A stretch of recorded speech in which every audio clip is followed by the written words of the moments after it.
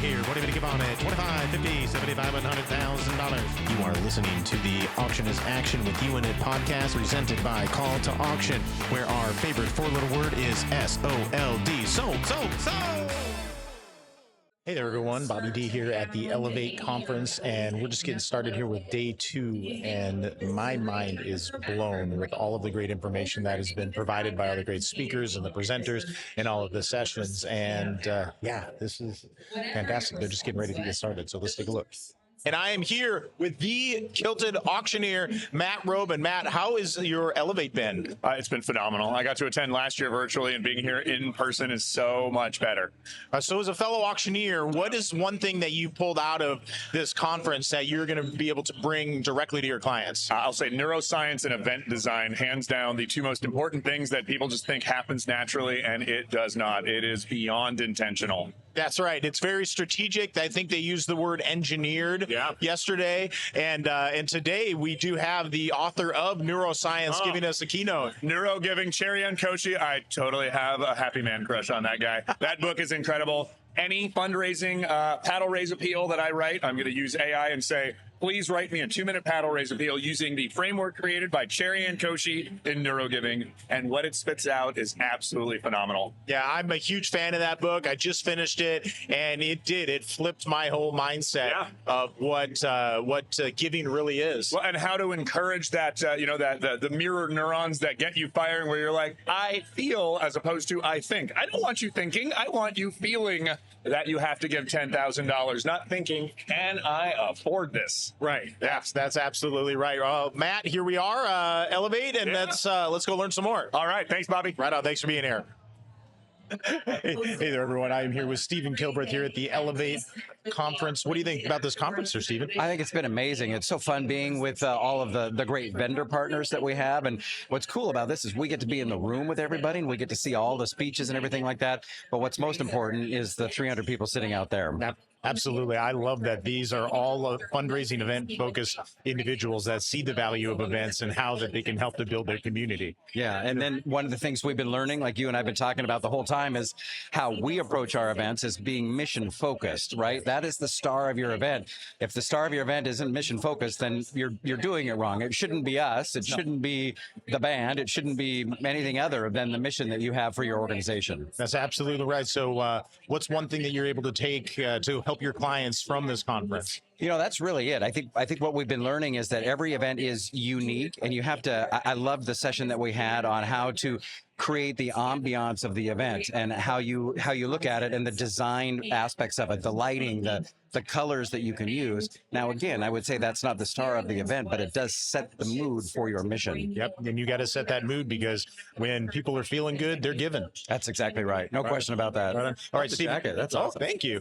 So where can we find you, Stephen? Well, KilbrethEvents.com. If Bobby's not available, you can come our way. Bobby and his team isn't available. You can come our way. We'd be happy to help you out at your event. Right on. Thanks, Stephen. Hi, friends. Hello. Hey, friends. Hey, everyone. I am here with the world famous auctioneer, MC of Elevate, the one and the only Kelly Russell. Kelly, how is your Elevate been? My Elevate has been really fun. Have you been elevated? I'm always elevated, my friend. I run on a high, right? Absolutely. Like, it's the thing. We love that. We love that. So what's your favorite thing that you have seen here at Elevate? All of it. It's all my favorite. I love auctions. I love events. I love the relationship building. Really, it really comes down. That's the biggest thing I love. When it really comes down to it, I love the relationship building with the folks that are in the room, with the vendors that are in the room, with the other auctioneers that are in the room. We have fun, and it's so good to see everyone come together and be united under the premise of we're here to help elevate everyone else. Absolutely, and having people that are all surrounded together to elevate their fundraising event. Well, you know, one of my favorite sayings is we rise by lifting others. So there you go. Elevate, rise. I love it. So it's all really fun. So thank you, Bobby D. Awesome. Well, you're doing a great job as the MC, and thanks for letting me be a part of this. This is I'm super really awesome. glad you came. Thanks for being here. Me too. Bye, friend. Well, I just want to thank those auctioneers so much for sharing their expertise and their ideas and their opinions about fundraising and all the great stuff that we did learn at Elevate. I wanted to share some of the biggest ideas that really stuck out with me, and not just about fundraising events, but about generosity and community and what actually happens when people gather together. Because if you're in the nonprofit world, whether you're an executive director, a development professional, a board member, or even a fundraising auctioneer, one thing is clear: events still matter, but maybe not for the reason that we used to think. Now, one of the first ideas that stood out from Elevate was this: that fundraising events are not just events, they are gatherings. And gatherings do something powerful to human beings. When people gather together, something biological actually happens. Trust increases, connection increases, generosity increases. Researchers talk about oxytocin, the trust hormone. Now, this is released when people share experiences, break bread together, laugh together, and yes, give together. Generosity is not solitary. Generosity is social. And that means when we design fundraising events, we're not just designing a program, we're designing a shared emotional experience. And another powerful idea that came up was this question: what if you held an event and didn't raise any money? Now, that sounds like hearsay in fundraising circles, but think about it. What could still happen? You could grow your community. You could deepen relationships. You could create new advocates. You could build trust. You could connect with donors, with board members, with mission leaders in the same room. Because events aren't just about the dollars that are raised that night. They're about what becomes possible when the right people gather together. And here's an interesting reality check from the data. Now, there's 1.9 million nonprofits in the United States. That's definitely grown, but only about 900,000 are actively operating. Donor retention right now is about 41%. And here's another surprising statistic: only about 15% of giving happens online. Most major gifts are still happening in person, at meetings, at events, at gatherings where humans beings can look each other in the eye. So if you're wondering whether events still matter, they absolutely do, but they need to be intentional. Now, one of my favorite frameworks from the conference was called the progression of generosity, and it looks like this: story creates resonance, invitation activates alignment, giving enacts alignment, and acknowledgement creates connection. In other words, fundraising is not convincing people to give. Fundraising is proclaiming what we believe in so that clearly that people want to participate in that mission with us. It's an invitation into mattering. And this ties into something that researchers in philanthropy are starting to understand more deeply. Why people give is actually less important than who they become when they give, because people align with their identity. They see themselves as a helper, as a protector, as a builder, as an advocate. And when someone raises their paddle or they make a gift, they're not just giving money, they're confirming something about who they are. That leads to another powerful insight: the event itself is not the finish line. It's the starting line. Your event is not the final moment of generosity. It's the beginning of a journey that of your donor. And which means that the real work actually starts long before the event happens, before the first glass of wine is poured, before the invitation goes out, and before the room is filled with people. The planning begins with intention. And honestly, that's one of the reasons that Beth Sandifer and I were able to launch galatoolbox.com at Elevate, because so many nonprofit leaders told us that they wanted better tools and templates and strategies to help them design events that actually build relationships and raise more money. Not just events that happen, but events that work. And one framework that's shared is called the event arc.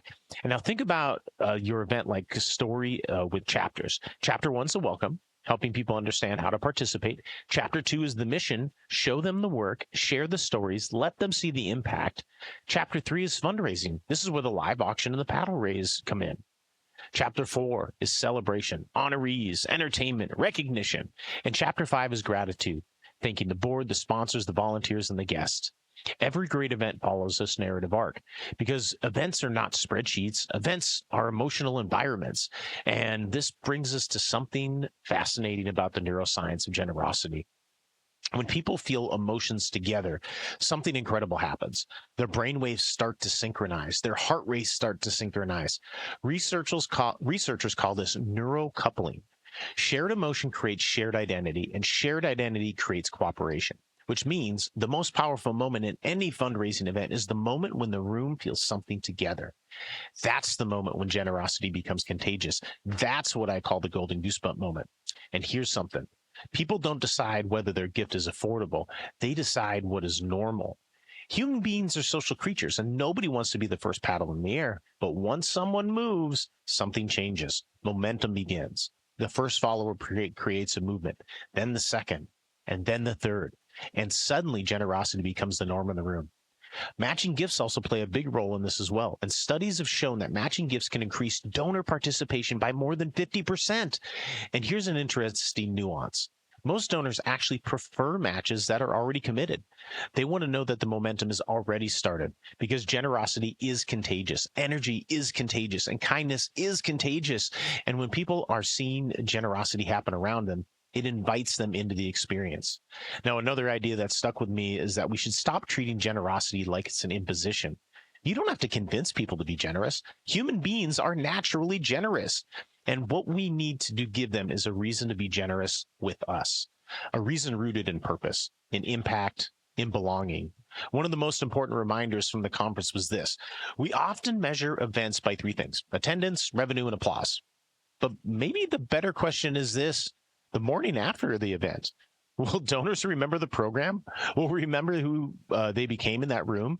Because when someone raises their paddle, volunteers, advocates, or supporters of a mission, something deeper happens. They become a part of the story.